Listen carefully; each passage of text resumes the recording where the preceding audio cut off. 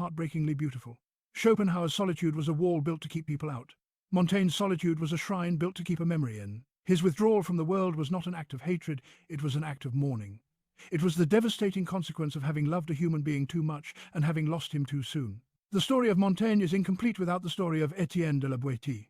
In the history of philosophy, there are many famous rivalries, but there are very few true friendships. The bond between Montaigne and la Boétie was not merely a social connection, it was a spiritual fusion.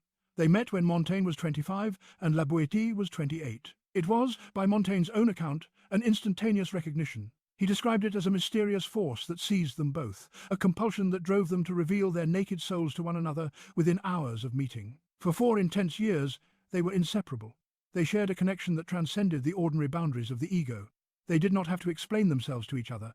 They did not have to wear the masks of the court or the magistrate. They existed in a state of absolute transparency. It was the kind of relationship that most people spend their entire lives searching for, and never finding a relationship where you are fully known and yet fully loved. When Montaigne later tried to explain this bond to the world, he found that language failed him.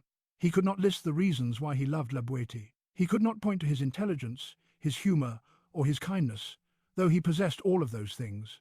When pressed to explain why this specific soul was the only one who could unlock his own, he wrote the single most poignant sentence in the history of friendship. Because it was him, because it was me. Parce que c'était lui.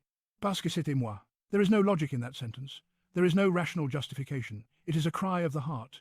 It is the admission that true connection is a mystery that lies beyond the reach of words. It is an acknowledgement that some souls are simply carved from the same piece of celestial matter, and that their reunion on this earth is not a choice, but a destiny. But in 1563, the destiny turned tragic.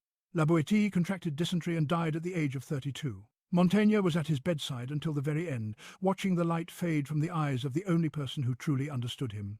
The death of la Boétie was not just a loss, it was an amputation. Montaigne described himself as having been cut in half.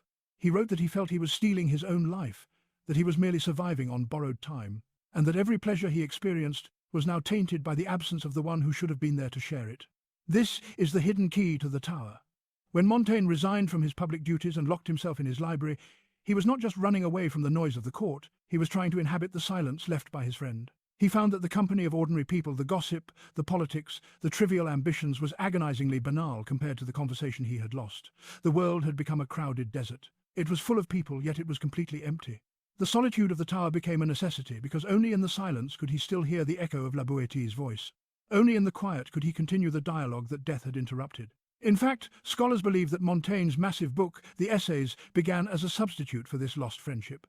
He started writing because he had no one left to talk to. He poured his thoughts onto the page because the ear that used to listen to them was now buried in the ground. Every sentence Montaigne wrote was, in a sense, a letter to a ghost. He cultivated his own mind, he explored his own contradictions, and he examined his own humanity because he was trying to be enough for 2 people. He was trying to fill the void with words. This gives his solitude a profoundly different texture than the cold isolation of Schopenhauer. Montaigne's solitude is warm, tender, and melancholic. It is the